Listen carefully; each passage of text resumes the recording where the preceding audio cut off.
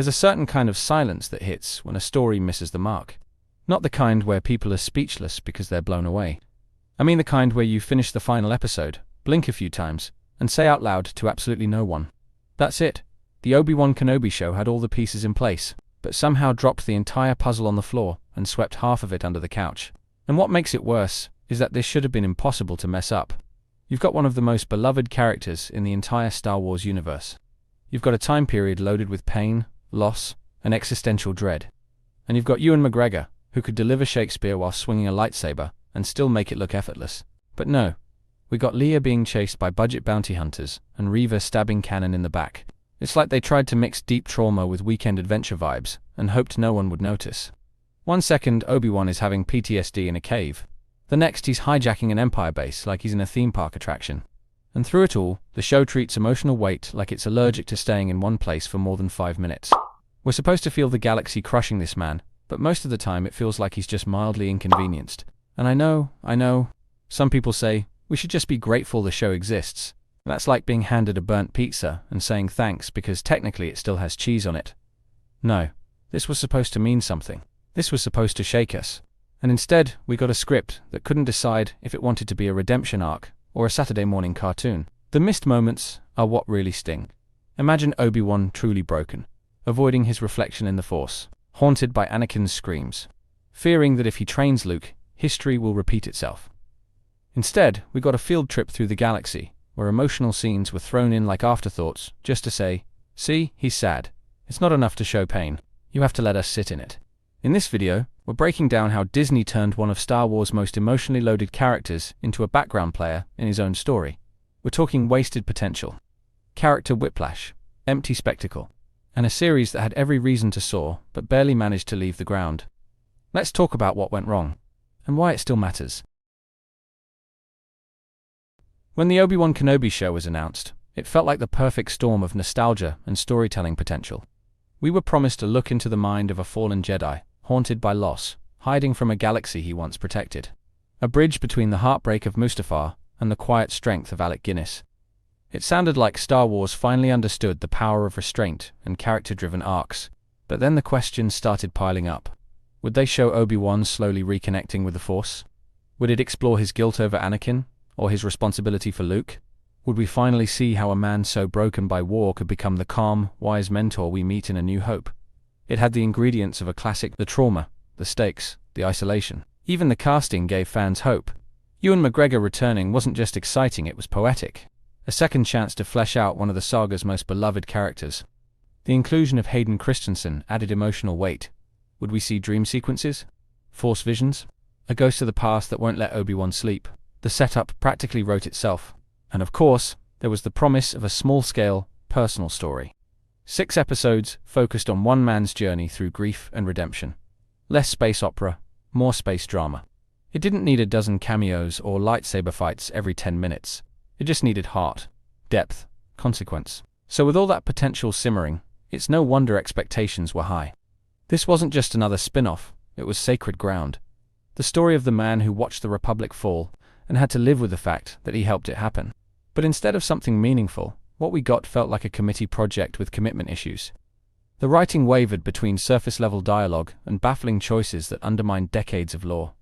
Obi-Wan wasn't just hiding, he was neutered, confused, practically useless for half the series. Like a man who forgot how to be himself, even when survival was on the line. The pacing was all over the place. One episode was a desert crawl, the next was a heist, then suddenly there's a fight on a moon somewhere, and none of it landed with the gravity it should have.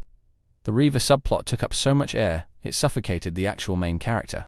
And somehow, in a show called Obi-Wan Kenobi, he often felt like a guest star. It's heartbreaking to watch a character like Obi-Wan be reduced to fragments of what made him powerful. Not just in strength, but in presence. He was never the flashiest Jedi, or the loudest leader. He was the one who stayed calm, stayed wise, even when everything was burning around him. And this show barely scratched that surface. Instead of exploring his grief in meaningful ways, we got rushed moments and half-hearted nods to pain. The man who lost his brother, his order, his world, is seen making fish sandwiches in a cave and mumbling at Jaws. The emotion is there, somewhere beneath the script, but it's buried under awkward pacing and misused screen time. What could have been a character study of failure and redemption turned into a chase series with a bloated cast and too many distractions. The story flinched when it should have stared into the abyss. Instead of meditating on the horrors of Order 66, it gave us action beats and hallway escapes. It mistook trauma for plot devices. Hayden's return, as Anakin, should have shattered the screen. Instead, it was relegated to brief flashes and a final confrontation that felt unearned. Their fight had moments of brilliance, but the emotional build-up just wasn't there. Not like it should have been, not for this history. It didn't feel like a reckoning, it felt like fan service on a deadline. It hurts because we know what this story could have been. We know the depth Obi-Wan carries, and seeing that legacy reduced to a checkbox in the Disney Plus content calendar. That's not just disappointing, it's tragic. And yet, even in the wreckage, there were glimpses of greatness. Moments where you could almost feel the original vision trying to break through. Like when Obi-Wan connects with Leia, and you remember that she grows up to name her son after him. That scene in the truck where he talks about Padma with a quiet ache. That was real. That was the Jedi we came for. Or the broken helmet scene with Vader. That 1 second where Anakin's voice cracks through and Obi-Wan calls him Anakin. That moment had weight. It felt like the galaxy paused to let these two men acknowledge their shared pain. The lighting, the performance, it was haunting. Brief, but unforgettable. You also had small strokes of design brilliance. The fortress on Nur, while underused, had a mood that screamed imperial dread. Vader's entrance in the village was straight-up horror. He wasn't a character, he was a nightmare. And for a moment, Star Wars remembered how to be scary. But maybe, just maybe, all is not lost. The failure of the Obi-Wan series doesn't mean the character's journey is over. It means we now know what not to do next time. That real storytelling doesn't come from checking boxes, it comes from understanding what a character means to people, and why. Ewan McGregor still has it. Even in the roughest scenes, his presence anchors the show. He's got the voice, the emotion, the haunted eyes of a man who's lived through loss. With the right writing and a tighter focus, he could still deliver the definitive Kenobi tale. One with reflection, stakes, and that old Jedi dignity. The door's still open for a better exploration, whether through animation, novels, or maybe another try down the line. The Force isn't done with Obi-Wan. There's still a chance to show how the Jedi truly found peace in exile, and how the past became a lesson, not a chain. And honestly, the audience is ready for that.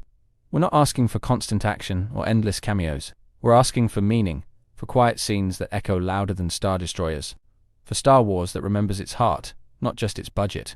Because buried beneath all the clutter, there's still hope. Hope that one day Obi-Wan Kenobi will get the story he deserves. Not because the fans demand it, but because the character earned it.